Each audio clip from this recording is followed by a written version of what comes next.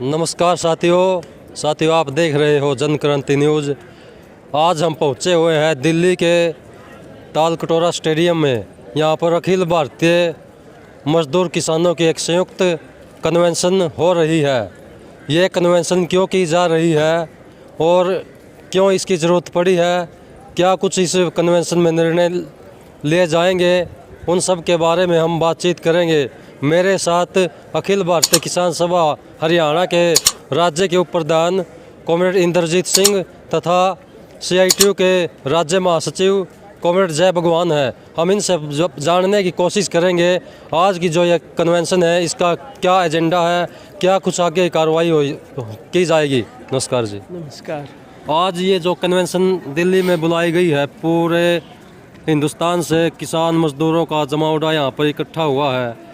किन मांग मुद्दों को लेकर किस लिए ये कन्वेंशन की जा रही है? ये एक ऐतिहासिक अवसर है आज, जहाँ पर संयुक्त किसान मोर्चा के जो बड़े किसान संगठन हैं राष्ट्रीय स्तर के और जो ट्रेड यूनियन है मजदूरों के संगठनों का, जिनको सेंट्रल ट्रेड यूनियन कहते हैं CTU, ये पहली बार एक इकट्ठा सम्मेलन हो रहा है। और इसलिए ऐतिहासिक हम कह रहे हैं इसको कि बहुत ही नाजुक दौर से हमारा देश आज गुजर रहा है।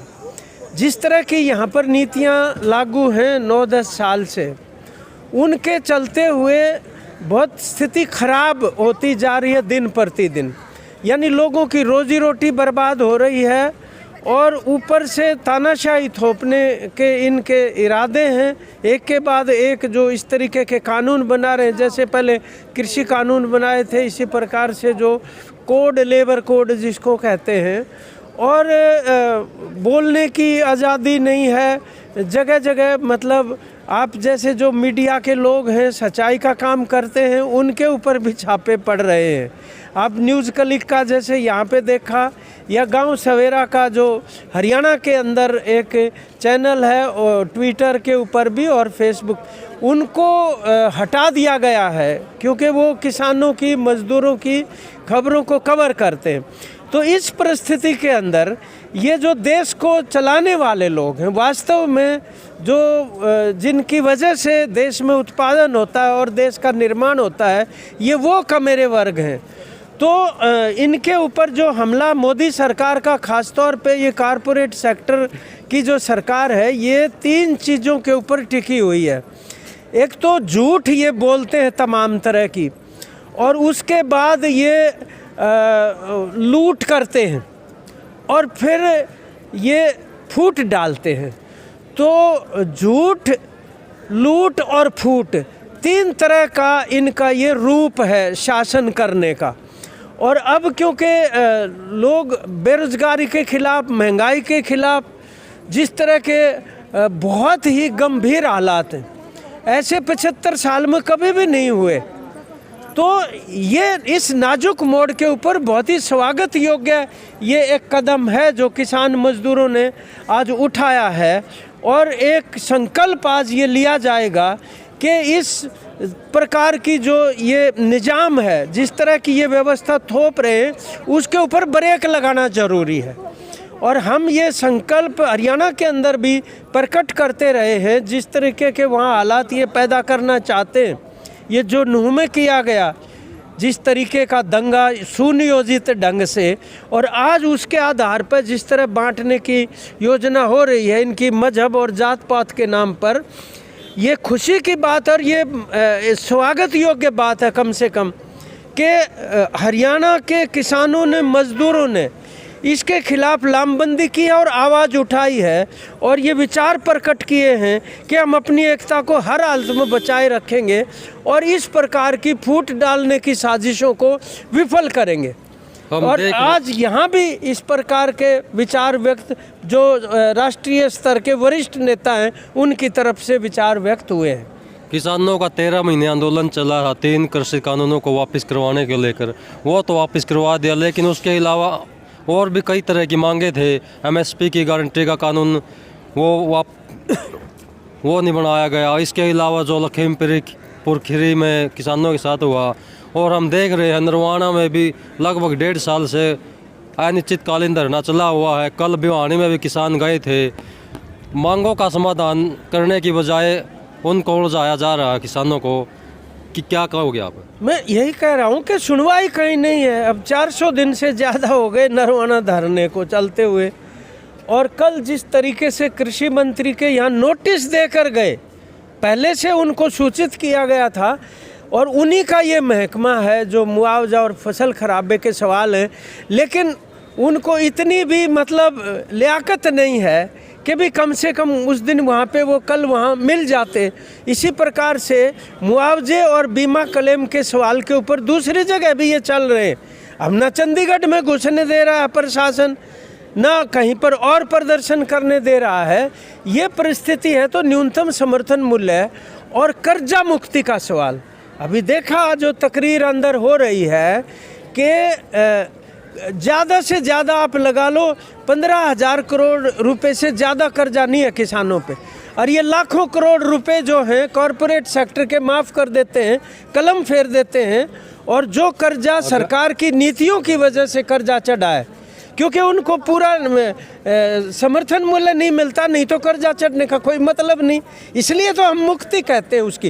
इन सवालों के ऊपर पहले से भी बड़ा आंदोलन जो है देश में अब जारी होएगा, चलेगा। ये संकल्प आज प्रकट यहाँ पर होने वाला है। मजदूर संगठन जो केंद्र लेवल के हैं वो आज इस कार्यक्रम में शामिल हुए हैं। आप क्या कहना चाहोगे, मजदूरों की क्या दिक्कतें हैं? देखिए, एक तो ये जैसे कहा कि बड़ा ऐतिहासिक अवसर है। शायद आज़ादी के बाद पहली बार ऐसा हो रहा है जब देश के तमाम जो किसान जो संगठन है, संयुक्त किसान मोर्चा के नेतृत्व में और ट्रेड यूनियन है, वो इकट्ठे मिलकर सम्मेलन कर रहे हैं, और सम्मेलन करके वो आगे के आंदोलन की रणनीति यहाँ पर तय की गई है, जो आज अभी घोषित भी हुआ है। जो प्रस्ताव यहाँ पर रखा गया है कि 3 अक्टूबर जिस दिन खीरी के अंदर जो है किसानों पर लखीमपुर खीरी के अंदर किसानों पर जो है गाड़ी चढ़ाई गई थी, उस दिन पूरे देश के अंदर प्रोटेस्ट होंगे, और 26 से 28 नवंबर तक देश की राजधानियों के अंदर केंद्र शासित प्रदेशों की राजधानियों के अंदर सचिवालयों के सामने पड़ाव लगाए जाएंगे। मजदूर और किसान जो है पड़ाव लगाएंगे। ये बहुत महत्वपूर्ण जो है एक तरीके से पहलकदमी है जो की जा रही है, क्योंकि देश के जो विकास में हम कह सकते हैं इस देश को बनाने वाले मजदूर, किसान, कर्मचारी हैं, और इनकी अगर तादाद आप देखेंगे तो ये आबादी का लगभग 90% हिस्सा है। तो आज जो है जो उनके सामने जो संकट है, उस संकट का सामना करते हुए, अपने मांग मुद्दों को लड़ाई लड़ते हुए, जो हर रोज़ के जो उनके मुद्दे दैनिक जीवन में जो उनको सामना करना पड़ता है, वो अपने अनुभव से लड़ाई लड़ते हुए आज इस बात को महसूस कर रहे हैं कि अकेले अकेले लड़ने से काम नहीं चलता। चाहे वो मजदूरों के भी बहुत सारे अलग अलग संगठन है, कोई सरकारी क्षेत्र में काम करता है, कोई केंद्रीय विभाग में काम करता है, कोई चाहे वो गांव के स्तर पर मनरेगा का मजदूर है, कोई सफाई में काम करता है, कोई परियोजना में काम करते हैं, चाहे वो चिनाई के मजदूर है, चाहे फैक्ट्री मजदूर काम करने वाले हैं, वो लड़ाई लड़ रहे हैं। लेकिन वो ये देख रहे हैं कि सरकार जो है जो आज राज में बैठी हुई है, वो उनकी मांगों का ना केवल समाधान नहीं कर रही है, बल्कि ऐसे कानून लेके आ रही है जो कानून उनको भविष्य में उनके जो आज तक अधिकार थे उनको ही ख़त्म कर रही है। मतलब वो रोने का जो अधिकार है या न्याय हासिल करने का अधिकार है उसको ही ख़त्म किया जा रहा है। इसलिए आज देश का जो मजदूर है वो इस बात के लिए बड़ा मतलब इस बात के लिए उसके लिए तो बहुत रास्ते खुल गए कि आज किसान और मजदूरों की एकता। और आप देखिए कि इस कन्वेंशन के अंदर जो खेती हर मजदूर है वो भी इसका हिस्सा है। तो ये जो बड़ा अपने आप में जो तादाद है ये आज इकट्ठा हैं, और मजदूर इस बात के लिए कि भाई उनको कम से कम जो न्यूनतम जो उनका जीवन जीने का जो स्तर है वो तो होना चाहिए जो हमारी देश का संविधान बोलता है, हमारे देश के कानून बोलते हैं। सरकार उसी को लागू नहीं कर रही है। बेरोजगार इतने बड़े पैमाने पर रोजगार नहीं दिए जा रहे हैं, बल्कि लाखों पद जो है, जो आप हरियाणा की बात करें, पूरे देश की बात करें, लाखों पद खाली पड़े हैं। मनरेगा में जो काम नहीं मिल रहा है, लोग काम करने के उत्सुक हैं, वहाँ दिहाड़ी नहीं बढ़ रही, काम नहीं दिया जा रहा, उसके उसमें मानदेय उसमें कटौती की जा रही है बजट में, अलॉटिंग में। तो ये एक बड़े पैमाने पर समस्या है जिसको लेके जो है आज देश का मजदूर और देश का एक किसान इकट्ठा हुआ है और आंदोलन की घोषणा की है। निर्माण के मजदूरों का भी एक कानून है, उसको भी 1996 में बना था, उसको भी कमज़ोर किया जा रहा है। इसके अलावा जो प्रवासी मजदूरों का कानून है उस पर भी कैंची चलाने का काम केंद्र की सरकार ने की है। और हम देख रहे हैं लगातार मजदूरों का हरियाणा की बात की जाए तो आंदोलन किए जाते हैं। जो मजदूरों मंत्री है अनूप धानक, न तो उसके पास कोई जवाब होता। इसके अलावा जो पंचायत मंत्री है ग्रामीण सफाई कर्मचारियों के, न उनके पास कोई जवाब होता। और स्वास्थ्य मंत्री आप देख रहे हो 8 अगस्त से आशा वर्करों की हड़ताल चली हुई है। आज तक आशा वर्करों के साथ बातचीत हरियाणा की सरकार ने नहीं की है। आप किस तरह से देखते हैं इसको? देखिए, बात यह है कि ये अलग अलग हिस्से हैं। चाहे पहले आंगनवाड़ी का आंदोलन चला हरियाणा के अंदर, पूरे देश के अंदर भी है। इसी प्रकार से आशा वर्कर है, मिड डे मील वर्कर्स हैं, परियोजनाएं केंद्र सरकार की हैं, या सरकारी विभागों के अंदर कच्चे कर्मचारी जो काम करें, चाहे सफाई कर्मचारी या बाकी जो कर्मचारी जो भी काम कर रहे हैं। सवाल ये है कि कोई भी मंत्री है सरकार का, राज्य सरकार का, बीजेपी का मंत्री, मतलब वो अटेंड नहीं कर रहा। और उसके पीछे मुख्य कारण क्या है कि जब तक नीतियों के अंदर बदलाव नहीं होता है तब तक ये समस्याओं का निपटारा नहीं हो सकता। और नीतियां कब बदलेंगी? जब उस नीतियों को जो लागू करने वाली जो राजनीति है, अगर वह नहीं बदलेगी तो ये नीतियां नहीं बदली जा सकती। इसलिए नीतियों को बदलवाने का सवाल है, उसके संघर्ष का सवाल है। और ये जो हड़तालें जो लगातार जो चल रही हैं उसके बावजूद भी समाधान नहीं किया जा रहा, तो इसी वजह से ये सामने आया कि भाई तमाम लोगों की एक व्यापक एकता बने, मजदूरों की और किसानों की व्यापक एकता बने। और निश्चित तौर पर जो आपने सवाल उठाया खासकर निर्माण श्रमिक कल्याण बोर्ड का, इस तरह के जितने भी बोर्ड हैं पूरे देश के अंदर, मतलब हरियाणा के अंदर क्या पूरे देश के अंदर, और खासकर बीजेपी की सरकार हरियाणा के अंदर अघोषित रूप से प्रतिबंध लगा रखा, रजिस्ट्रेशन नहीं किया जा रहा, सुविधाएं नहीं दी जा रही है। मजदूरों का पैसा है, उनके लिए विकास के लिए खर्च होना चाहिए, लेकिन उस पर भी प्रतिबंध लगा रखा। बहुत सारी समस्याएं हैं जिसका सामना आज के दिन वो मजदूर कर रहा है। और ये बहुत सारे बड़े पैमाने पर रेडी पेडी के मजदूर हैं, ट्रांसपोर्ट के अंदर काम करते हैं, ऐसे बहुत सारे इससे असंगठित क्षेत्र के घरों में काम करने वाली जो महिलाएं हैं, कामकाजी महिलाएं, तो बड़े संकट के अंदर गुजर रहे हैं। और इसका समाधान यही है, जो आज जो है हरियाणा हिंदुस्तान के जो किसान मजदूर जो इकट्ठा हुए हैं संयुक्त आंदोलन चलाने के लिए, ये एक बहुत बड़ी पहलकदमी है। हाँ जी, आप क्या कहना था? मैं ये कह रहा हूँ कि हरियाणा के अलग अलग किसान, खेत मजदूर और ट्रेड यूनियन संगठनों की यहाँ पर जो हज़ारों में हिस्सेदारी हुई है और जो ये निर्णय लिए गए हैं, चाहे वो नवंबर से संबंधित हैं या 3 अक्टूबर से संबंधित हैं, इनको लागू करने के लिए अब हम हरियाणा में जाके सबकी मीटिंगें बुलाकर, जो भी आंदोलन से वो किसानों के चल रहे हैं या आशा वर्करों के चल रहे हैं, हम सारे मिलके उसके समर्थन में जाके सड़कों के ऊपर उतरेंगे। और जो 2 दिन के बाद या कल से ही जो विधानसभा का सत्र शुरू होने वाला है, हम सभी जनप्रतिनिधियों से ये कहना चाहते हैं कि इन मसलों के ऊपर विधानसभा में चर्चा होनी चाहिए और इस सरकार को, खट्टर सरकार को मजबूर किया जाए कि वो मौजूदा ज्वलंत समस्याओं का हल करे और जो नुकसान फसलों का और सारा वो हुआ है उनको वो भरपाई करे, उनकी मदद की जाए जो जिनके नुकसान हुए हैं। और ये आशा वर्करों से बातचीत करके उनकी हड़ताल का समाधान होना चाहिए। इसके ऊपर हम जाके आंदोलन की रूपरेखा बनाएंगे। ठीक, धन्यवाद। किसान मजदूरों के नेताओं ने बताया कि जो आज ये दिल्ली के ताल कटोरा स्टेडियम में कन्वेंशन हो रही है, पूरे देश भर से किसान मजदूरों के प्रतिनिधि यहाँ पर पहुँचे हुए हैं।